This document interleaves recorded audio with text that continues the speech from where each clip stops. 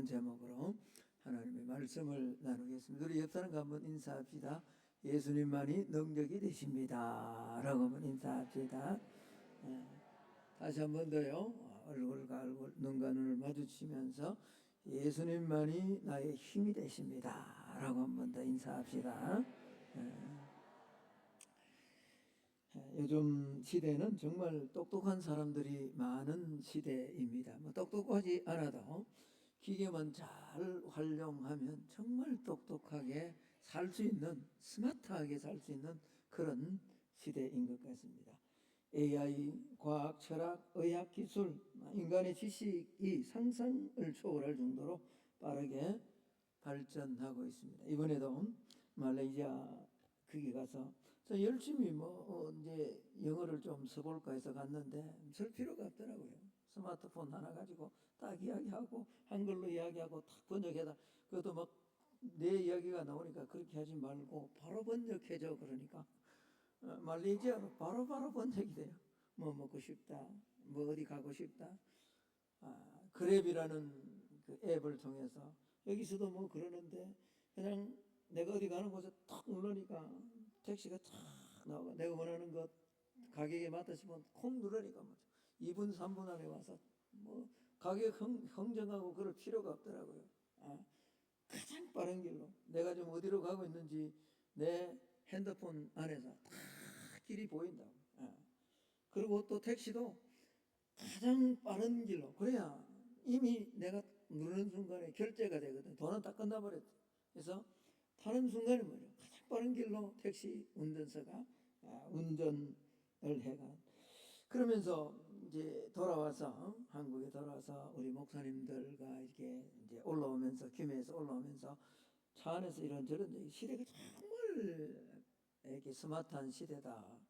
앞으로 우리가 떠나고 난 다음에 어떤 세상이 올까? 그 어떤 목사님이 어떤 과학지를 봤는데 이제 뇌를 돌아가기 전에 뇌를 이렇게 뺐다가 보관해 놨다가 이걸 이제 다른 뇌 돌아갈 뭐 그런 뇌 안에 다시 넣으면 그게 다시 살아나는 그런 시대도 올 것 같다. 그러니까 한 목사님이 허허허 그러더라고요.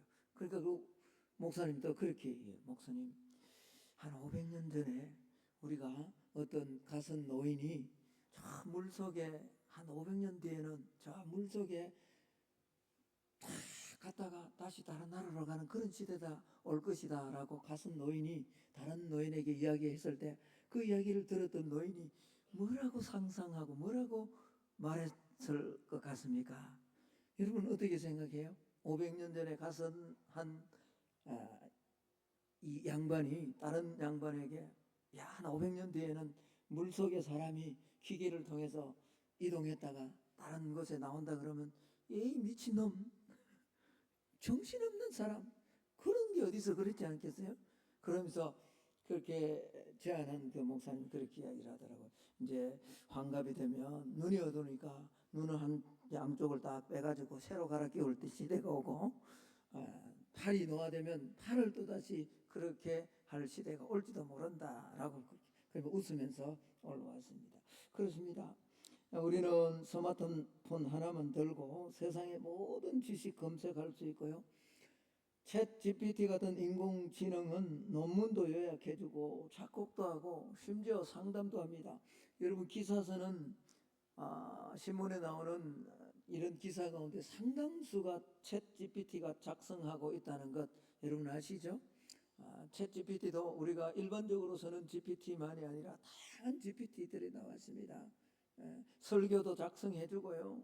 얼마나 그러니까 똑똑하지 않아도 똑똑하게 살 수 있는 이런 시대에 살고 있습니다. 과거에는 상상도 못했던 일들이 현실이 되고 있죠.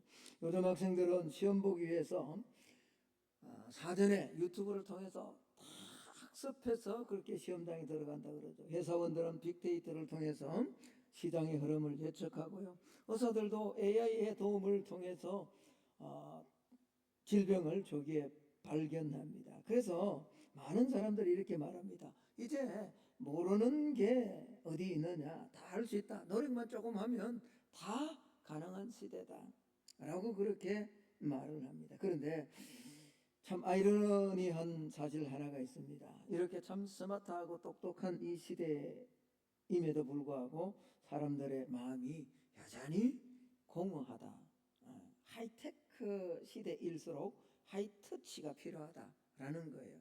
다시 말하면 기술이 고도화될수록 사람들의 마음은 더 예민하게 영적으로 감정적으로 뭔가 위로를 받고 터치함을 받는 이런 필요, 그게 없으면 사람은 훨씬 더 힘들어지고 공허해지는 시대의 삶을 살아갈 수밖에 없다라는 겁니다. 그래서 이렇게 똑똑한 시대지만 여전히 사람의 마음 속에는 공허함과 혼란 속에서 참된 길을 찾지 못하며 살아가고 있다. 여러분, 한 통계에 따르면 세계에서 가장 경제적으로 잘 사는 나라, 특별히 북유럽과 같은 노르웨이, 스웨덴, 네덜란드 같은 이런 북유럽의 사람들의 자살률 통계, 우울증, 공허함이, 제가 여기 잠시 방문을 한 적이 있는데 가보니까 그렇더라고요. 복지시설이 얼마나 잘 돼가 있는지 막 열심히 일할 필요가 없다는 거죠. 그러면 세금의 한 40%, 많게는 60%까지 세금이 다 나간대. 그러고는 뭐 초등학교에서부터 유치원에서부터 대학원까지 공부하는 거 다 되죠. 그러니까 날씨가 또 우리처럼 이렇게 사계절이 뚜렷하지 않아요. 백야도 오기도 하고 뭐 이러니까 사람들이 우울감에 많이 자살을 한다는 거죠. 다 만족하고 다 뭐 피로를 열심히 노력하지 않아도 피로가 충족되는 이런 아주 경제적으로 부유한 삶을 삶에도 불구하고 자살률이 많다라는 겁니다. 그렇습니다. 지식은 넘쳐나는데 삶의 의미는 점점 사라져 가고 있다라는 겁니다. 우리가 살아가는 이 시대는 어떻게 보면 정보는 이렇게 풍성한데 정작 우리 인생과 영혼에 필요한 지혜가 부족한 이런 시대를 우리가 살고 있다라는 겁니다. 그래서 이 세상에 사는 사람들은 여전히 질문합니다. 행복은 어디에 있냐? 왜 살아야 되냐고. 그러나 여러분, 세상 안에서, 과학 안에서, 발전된 이 문명 안에서는 결코 이 해답은 찾을 수가 없습니다. 그곳에서 절대로 만족함과 기쁨을 누릴 수 없다라는 거죠. 그래서 오늘 성경은 이렇게 이야기를 합니다.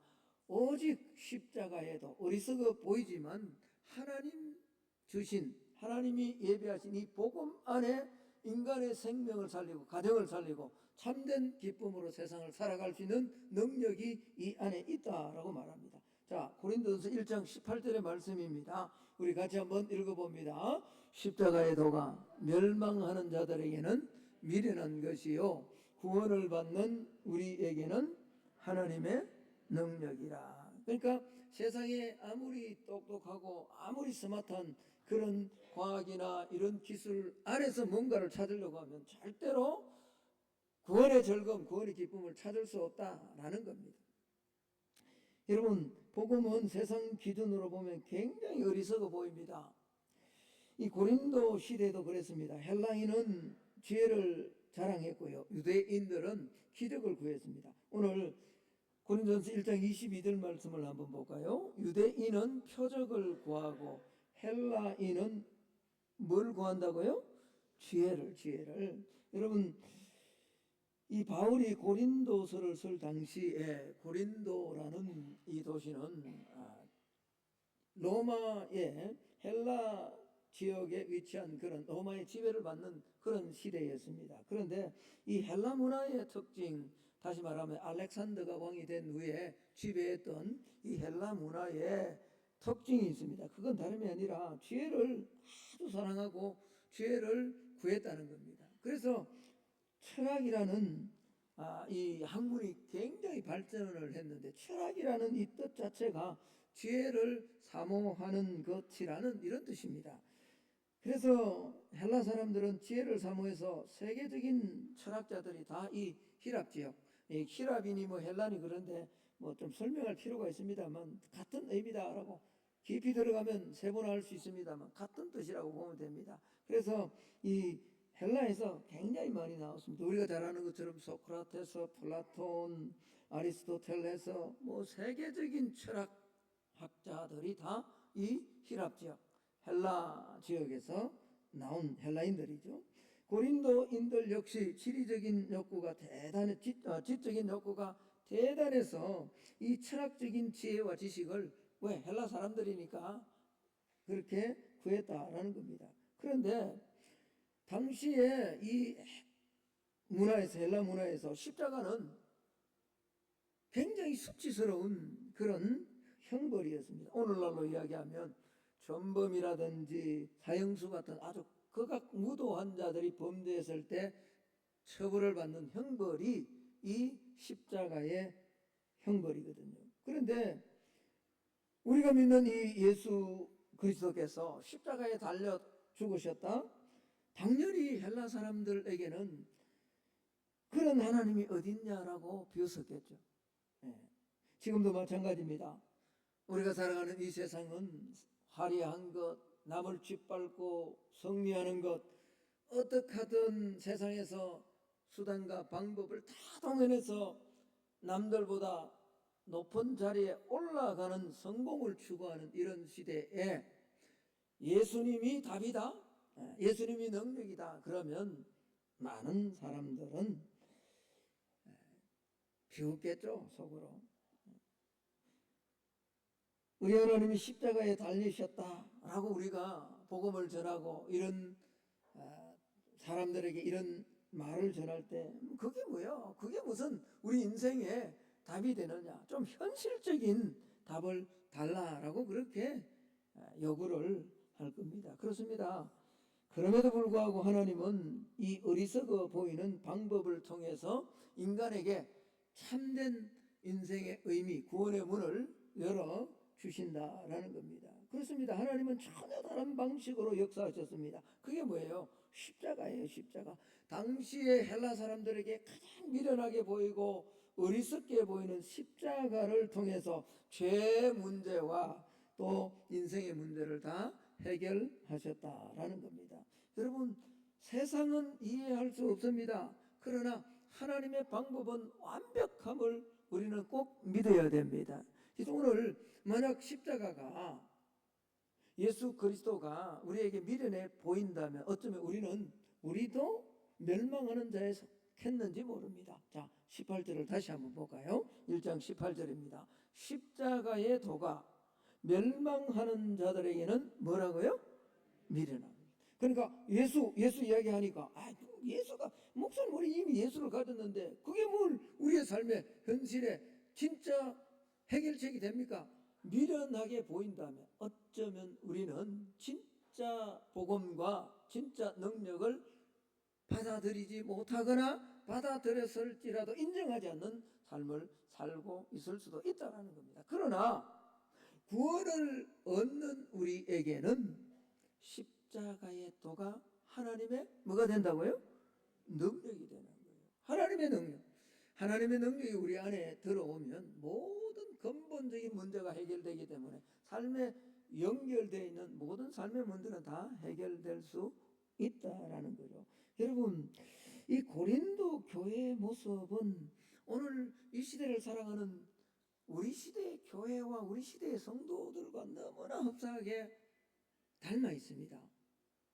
여러분, 로마 정부가 이 고린도시를 재건한 것은 주 한 44년 정도 되거든요. 그런데 이 고린도 지역의 고린도시를 재건할 때 로마 정부가 어떤 사람들을 주로 이 고린도 지역에 배치를 시켰냐 그러니까 농노, 다시 말하면 농사를 짓는데 거기에 노예에서 해방을 찾은 자유인들을 이곳에 집중적으로 고린도 지역에 로마 사람들이 배치를 시켰습니다. 그러니까 자유인이죠. 로마의 시민권을 가진 자유인이었습니다.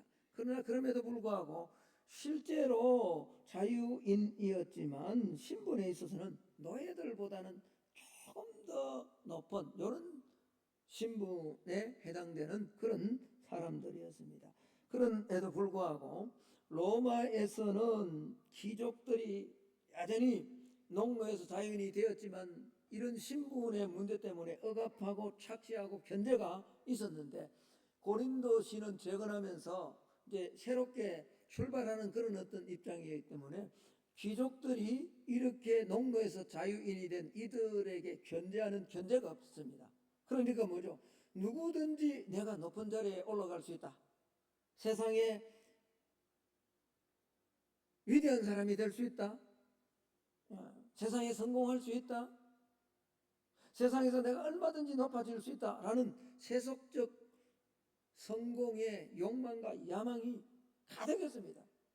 그러니까 이런 세상적 욕망과 야망이 가득 찬 마음을 가지고 세상을 살아가는 그런 고린도 지역의 사람들 가운데 교회 안으로 예수를 알고 들어온 사람들이 있겠죠.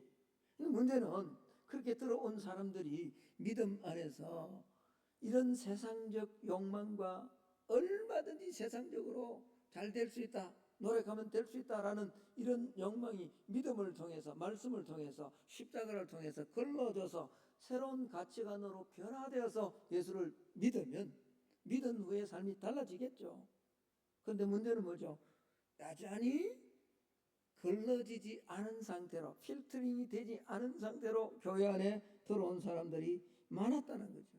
그래서 교회 안에 들어왔지만, 자유인이 되었지만 여전히 돈과 권력, 명예를 통해서 자기 가치를 증명하려고 하는 사람들이 교회 안에 많았다는 겁니다.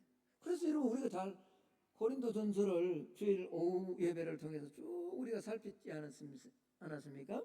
고린도 교회 안에는 여전히 교인이 되었지만 내가 더 은사가 높다, 내가 더 좋은 은사를 가졌다, 이렇게 해서 사분오열돼서 분쟁이 많았던 교회입니다. 뿐만 아니라 온갖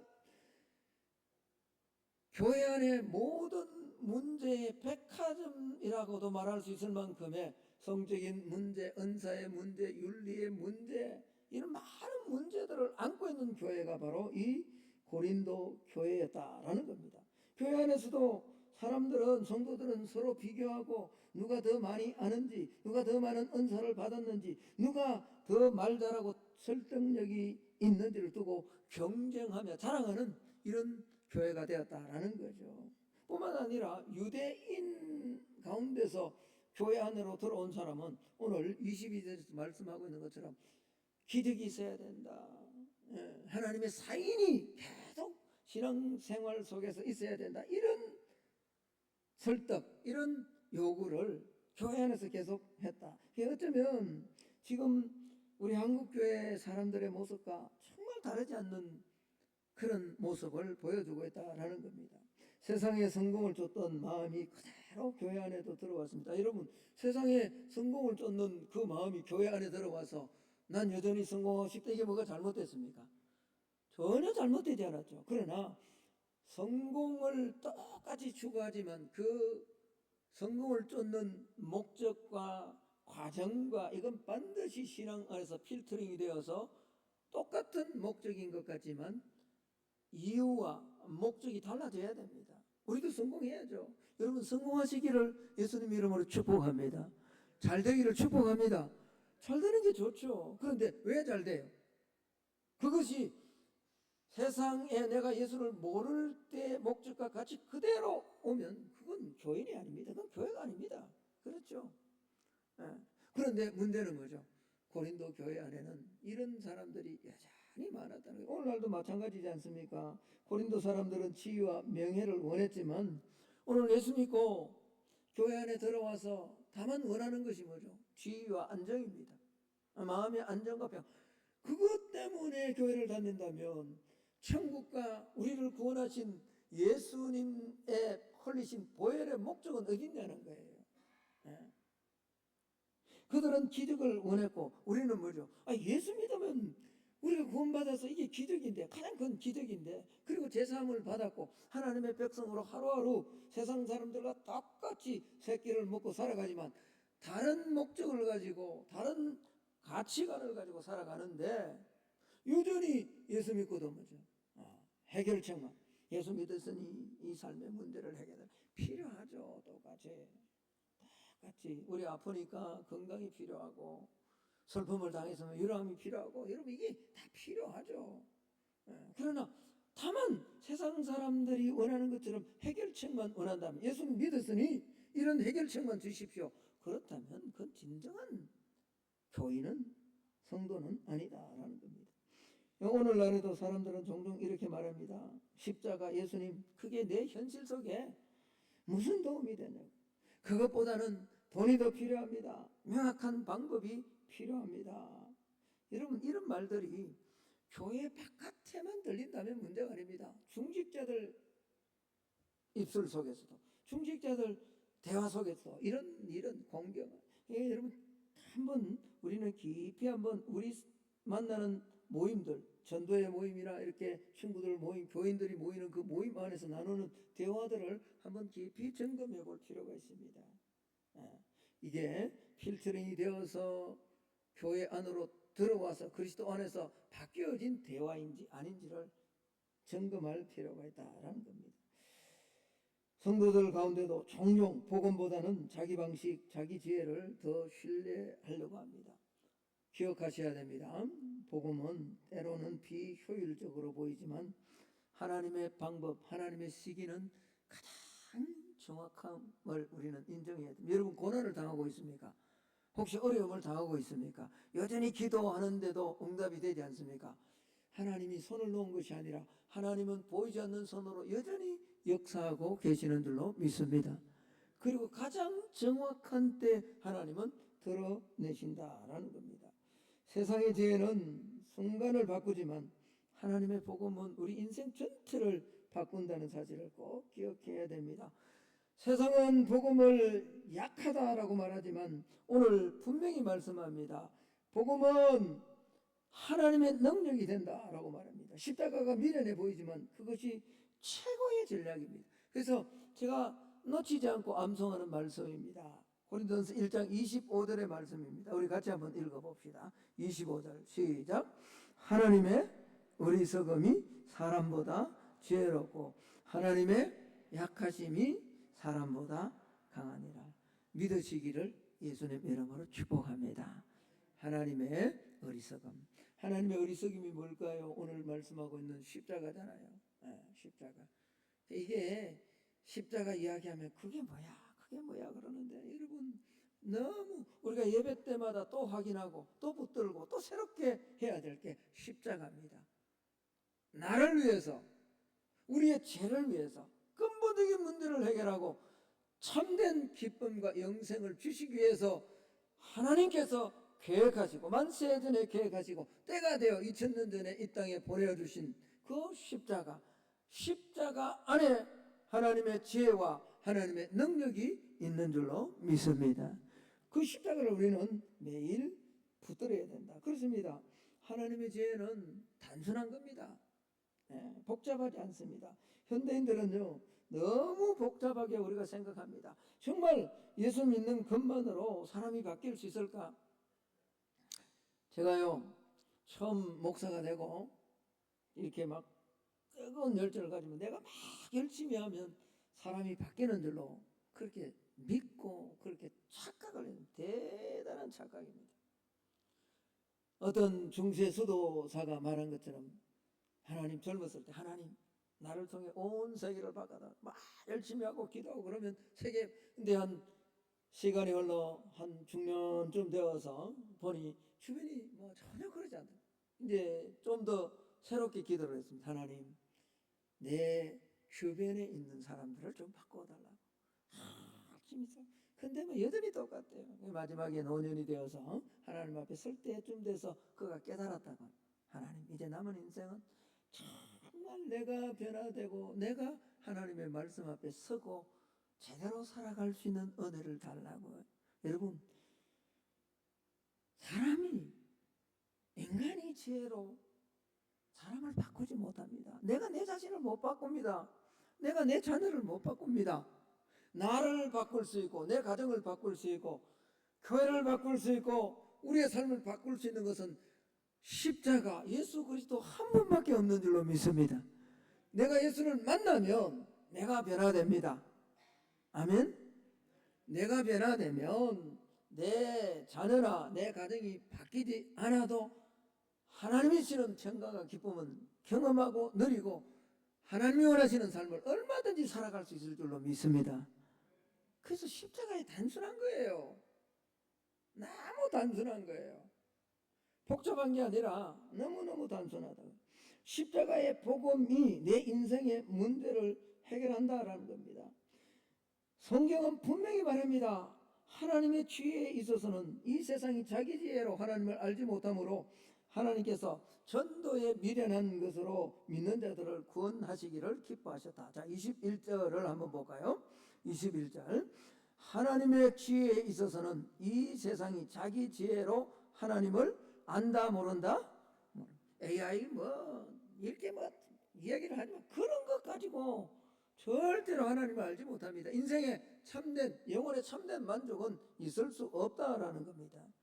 그러므로 하나님께서 뭐에 미련한 것으로요?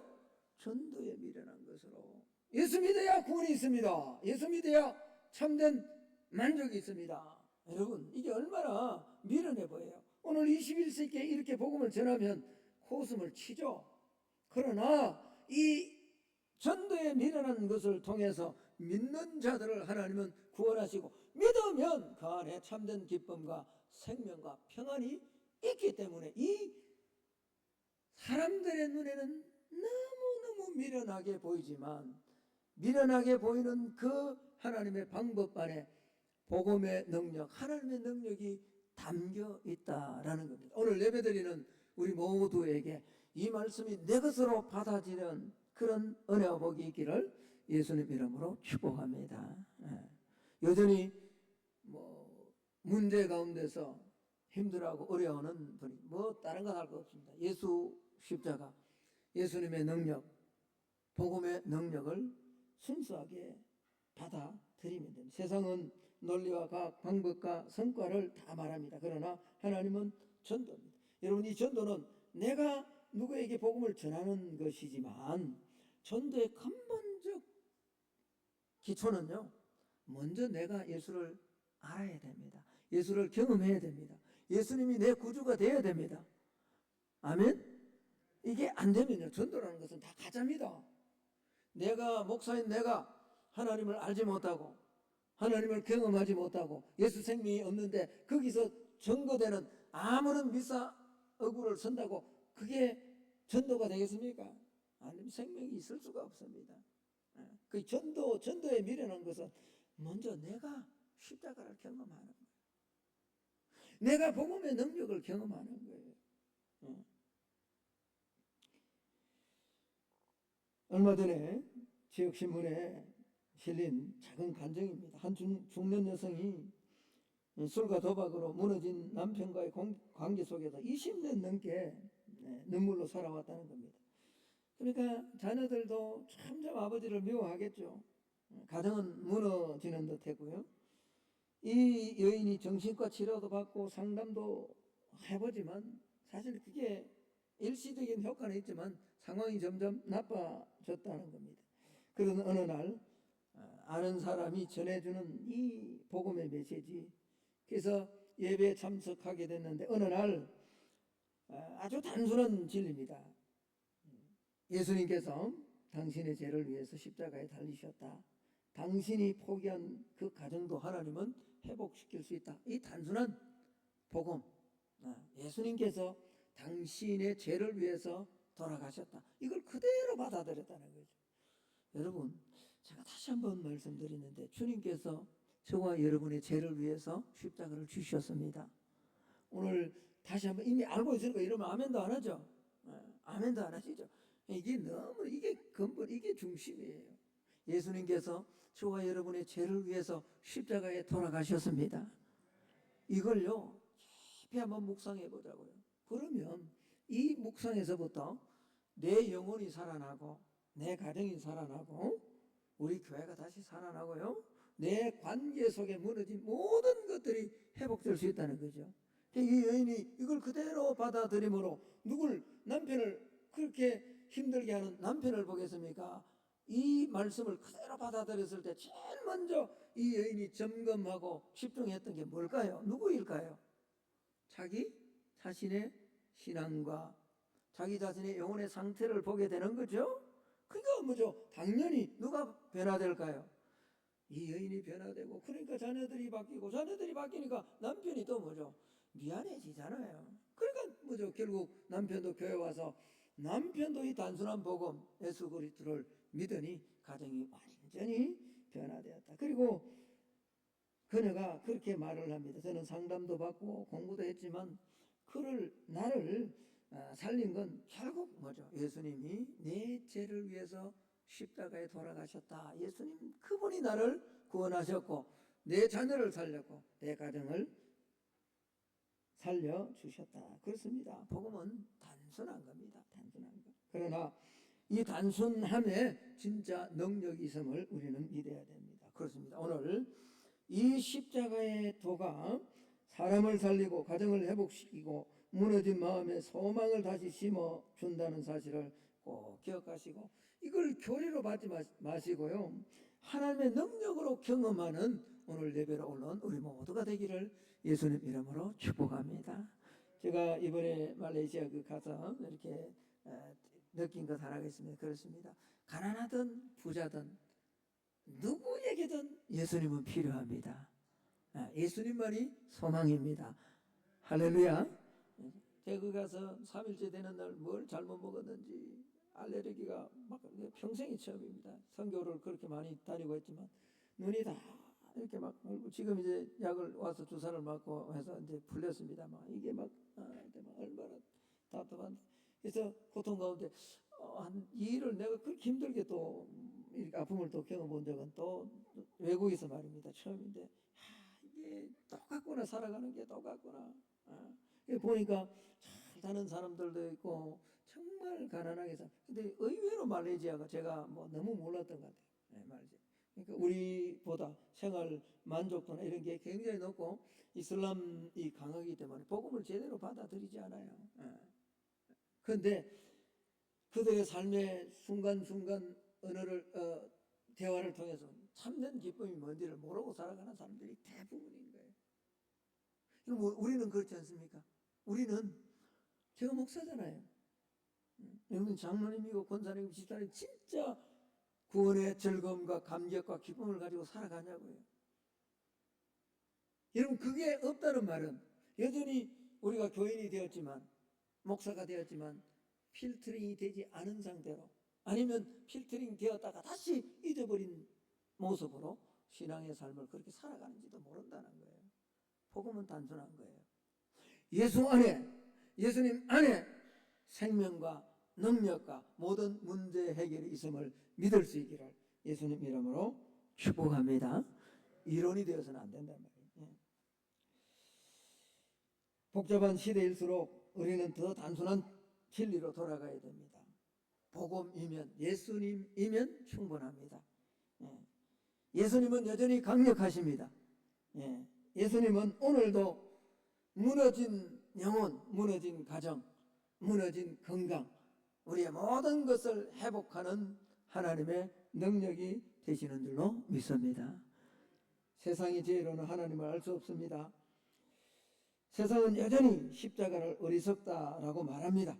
그러나 우리는 압니다. 십자가가 우리의 능력이라는 것을. 그러므로 오늘도 이번 한 주간도 다시 한번 이 복음을 붙드는 저와 여러분이 꼭 되기를 예수님 이름으로 축복합니다. 어리석지만 여러분 만나면 다 그런 이야기, 주식 이야기하고, 심지어 목사들도 그런 이야기 하더라고요. 그렇죠? 주식 이야기하고 돈 얼마 벌었다 뭐 이런 이야기로. 그래서 좀 많이 가진 것 같으면 행복할까요? 아닙니다. 예수 믿으면서도 그것 때문에 진짜 기쁨이 있고 그러면 다시 점검해야 됩니다. 진짜 우리의 삶의 기쁨과 행복은 예수님 안에 있음을 절대로 놓치지 않기를 다시 한번 주님의 이름으로 축복합니다. 어리석어 보이지만 그 안에 하나님의 능력이 있다라는 겁니다. 그래서 오늘 24절 25절 한번 우리 같이 읽고 말씀을 맺을까 합니다. 천천히 한번 읽읍시다. 24절 25절의 말씀입니다. 같이 읽습니다. 영상에 좀 띄워주세요. 24절 25절 마지막, 오직 부르심을 입은 자들에게는 그리스도는 하나님의 능력이요 하나님의 주인이라. 하나님의 어리석음이 사람보다 죄롭고 하나님의 약하심이 사람보다 강하니라. 그렇습니다.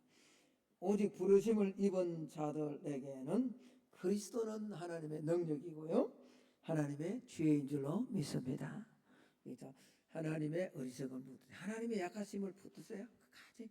그래서 이번 한 주간 여전히 우리 삶에 제가 오니까 난리가 났더만, 한국에 이게 뉴스를 안 보고 살았더만 오니까 막 물폭탄이 나고 막 난리가 났는데, 어떤 세상이 요동치는 가운데서도 정말 능력이 되고 지혜가 되시는 분은 하나님 한 분밖에 없음을 꼭 기억하며 예수 안에서 이번 한 주간도 기뻐하고 감사하고 여전히 어려운 가운데서 믿음으로 승리하는 삶을 살아내는 오늘 예배를 올라온 우리 모두가 다 될 수 있기를 예수님 이름으로 축복합니다.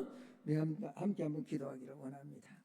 하나님, 어리석어 보이지만 능력이 되는 이 십자가, 이 복음, 이번 한 주간도 붙들며 승리하기를 원합니다. 다시 한번 십자가 보혈 앞에 우리가 나아가게 하시고, 여전히 하나님, 이 십자가가 뭡니까?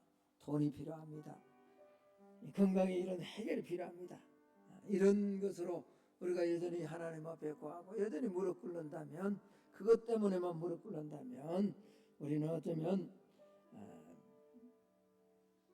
멸망하는 자들에게 미련한 것인 것처럼, 십자가가 아무것도 아닌 것처럼 그런 삶을 여전히 계속 살아갈 수밖에 없는지 모릅니다. 하나님, 이번 한 주간 어리석어 보이지만 능력이 되는 이 십자가, 이 복음 하나님 꼭 붙들고 회개하고 또 하나님 앞에 고백하며 또 다시 살려달라고, 주님의 보혈 앞에 은혜로 무너진 또 잃어버렸던 내 열정과 감정이 회복되는, 신앙이 회복되는 그런 은혜 주셔서 무덥지만 한 주간 믿음으로 승리하는 한 주간이 되도록 하나님 나를 인도해 달라고, 우리 주여 한번 부르짖고 한 3분간 통성으로 한번 기도하기를 원합니다. 다 같이 주여 크게 한번 찾습니다. 주여 하나님, 오늘도 우리가 올라왔습니다. 세상은 지혜를 구합니다. 세상은 기득을 구합니다. 세상은 사인을 구합니다. 표적을 구합니다. 하나님, 고린도 시대의 고린도 교인들의 모습과 오늘 이 시대 우리 성도들의 모습이, 우리의 모습이 여전히 많이 닮았습니다. 십자가